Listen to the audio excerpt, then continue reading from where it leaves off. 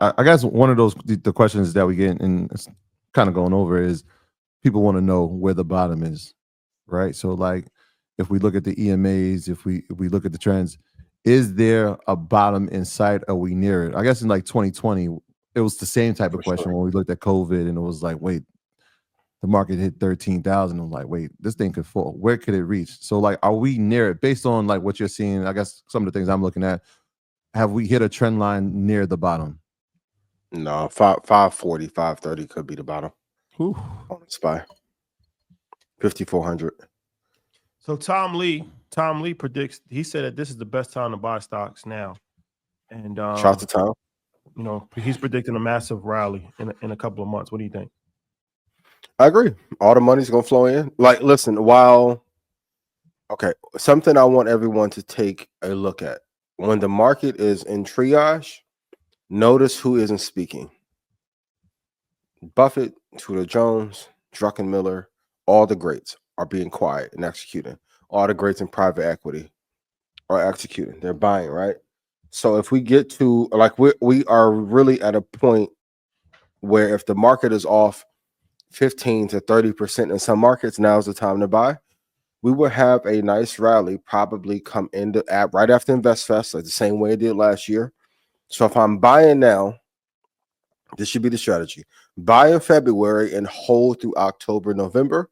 You're going to get the best return. Term of the day, asymmetric risk to reward.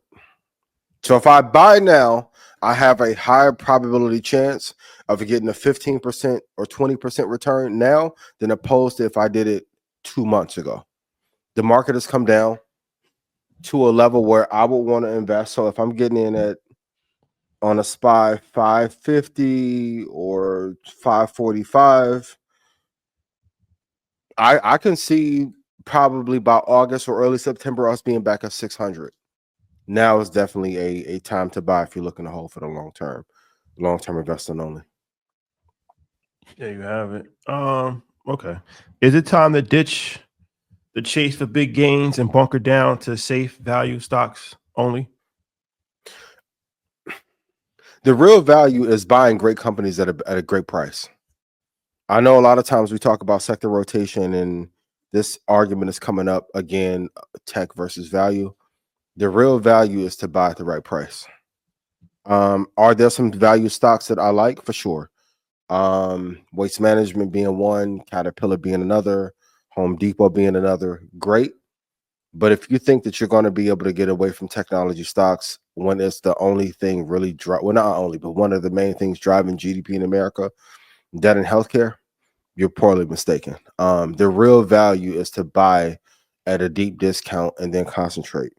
Warren Buffett's quote, going to another quote: if you're a professional investor, I will focus on hyper concentration. I want to remind you, you only need 4 or 5 good stocks. And technically, if you have Bitcoin, like how some of your big Bitcoin maxes, you only need 3 good stocks after you have Bitcoin. So I don't think it's the time to rotate into value. But if you buy great companies at a deep value, you'll get a better return that way. Yeah, What value? Yeah. Indexes. Yeah, I was gonna say like so growth stocks, value stocks. I know the percentage for depreciation is something that people try to figure out and will create their own strategy. Is it? Do you keep it the same for both? Right. So I know I think you had like a 25% depreciation. I always like to be between 15 to 20. I like 25% in tech. Is there a difference between value and growth, or does it stay steady for both? I think every sector is different. But a good exercise for everyone is go look at from the high of the market over a 15-year period, how far does it fall? Because every healthcare is different from, let's say, energy. Energy is different from utility companies. But for tech, I usually like, if I get a 25% drop in the sector, I'm elated if it's a high quality company. If you're looking at value companies, maybe 10 to 18% is somewhere I would like to get in. But if you listen to the show, like I'm literally giving you guys the prices and companies of where to get in. And if you join Stock Club, you get all sectors across the board. But yeah, 25% in tech is where I usually like to get in, for sure. Yeah. I know somebody's gonna, like, I was looking at Apple's chart I was looking at it on Friday as well. And it's like, will this thing drop 20%? It could. It could. Yeah. But how many times? I think looking at it from a historical perspective is key. How many times in its history has it dropped 25%?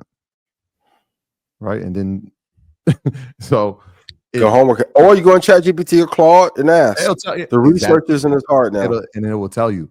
So Yep. when you see a rare moment like that happen, then you know this is probably a prime time to start executing. So if you're looking at where the bottom is with how many times does it drop 20%? Where NVIDIA, we've watched it drop 20% twice this year. Yeah, for sure.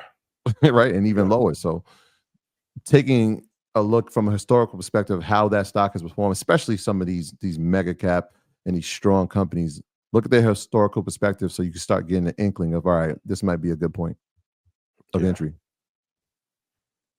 Okay. The NASDAQ is flirting with 24-hour trading. Will this be a game changer, or will this be another thing to give Wall Street more power? It's a mistake for most people. The prime times are going to remain as prime times to invest. Open, American Open, American Close, London Open. I know the illusion of having more access, because the futures market has always been with 23 hours. There isn't as much liquidity during certain times of day. So you're not going to get a great trade at 8 p.m. on a Tuesday night. I know they're trying to sell the illusion of inclusivity, but in a world that has been created around exclusivity, please don't fall for this trap.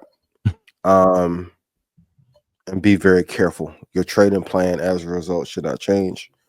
I commend them for trying to keep up with innovation. We have to give Robinhood a lot of credit for making these innovations come through faster than ever, because prior to them, NASDAQ or any other exchange had no reason to do this. But your plan should not change at all. And also, if you see spikes in like the noon session or a 7 p.m. trade, it's probably going to be smaller firms who can't compete with Piper, Goldman, Citadel, State Street, that is finding arbitrage in the market, and you don't want to go against those whales that are in the market. So be very careful, but your trading plan should not change at all. Yeah, I think it's interesting, right? This speaks to the retail investor, right? Because everything that you just named was institutional. So it speaks to the retail investor. And again, it speaks to innovation and how are the new retail investors doing this? If they're trading crypto, they've already been in 24 hours.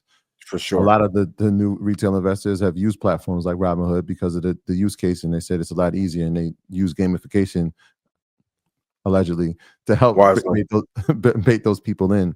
And so that's the interesting standpoint of it. But this, one of the things when we talk about trading is value, right? So if you want to know like when it should be traded, look at the volume and look at the times that volume is increasing versus the times that volume is decreasing. And so if you have it for 24 hours, but nobody's trading and you're doing some of these derivative trades, like whether it's futures, I know options doesn't do 24 hours, but yo, it could get real scary really quick. And that only helps the brokerage, right? Because this is one of those things. I know we're not using gambling as a focus, but like, yo, the house is going to win in that scenario when there's no value and you're trying to figure out how to get a trade in. If you're not seasoned at this, I don't recommend it. It's just like I didn't recommend same day option trading. Like, yeah, can you make money doing it? Will a lot of people lose money? Yeah.